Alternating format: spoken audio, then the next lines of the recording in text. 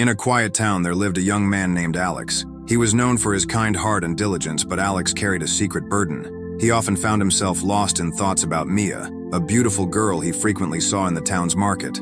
At first, Alex would simply admire her smile or the way she carried herself, but soon, those innocent thoughts grew into something heavier. When he was alone, his mind would drift into imagining things about Mia that made him feel both excited and deeply ashamed. "Why am I like this?"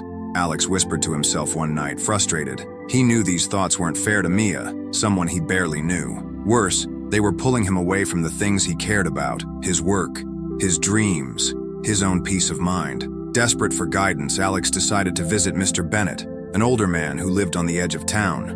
Mr. Bennett was wise and had helped many people with their struggles. Sitting on a wooden bench near the man's garden, Alex poured out his heart. "I don't like who I'm becoming," he confessed. "I keep thinking about Mia, not just about who she is, but things I imagine. These thoughts, they feel wrong, but I can't stop them." Mr. Bennett nodded calmly, listening without judgment. "You're not alone in this struggle, Alex," he said. "But if you want to overcome it, you must learn to focus your mind." The old man stood up and gestured for Alex to follow. They walked to a stream nearby where Mr. Bennett picked up a small bowl and filled it with water. "Take this bowl to the top of that hill," he said, pointing to a grassy slope in the distance. "But here's the challenge. Not a single drop of water can spill." Alex hesitated but obeyed. He held the bowl carefully and began his climb. With every step, his eyes stayed locked on the water, making sure it didn't slosh over the edges. His pace was slow, his movements deliberate. When he finally reached the top and came back down, the water was still perfectly still. Mr. Bennett smiled as Alex handed him the bowl. "Tell me, Alex, while you were carrying this, did you think about Mia or those troubling thoughts?" Alex blinked in surprise. "No, I didn't. I was too focused on the water." "Exactly," Mr. Bennett said.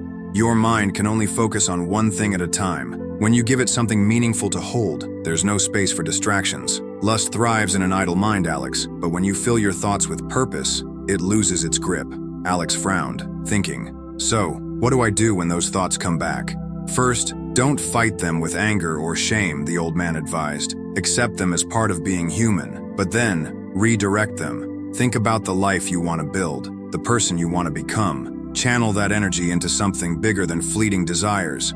He pointed to the stream. "Lust, Alex, is like a rushing river. If left unchecked, it can destroy everything in its path. But if you guide it with purpose, it can become a source of strength, fuel for your dreams, your growth, and your future." That night, Alex sat down and wrote a list of goals. He wanted to start a small business, learn new skills, and strengthen his relationships with the people who mattered most to him. The next time thoughts of Mia crept into his mind, Alex didn't drown in shame.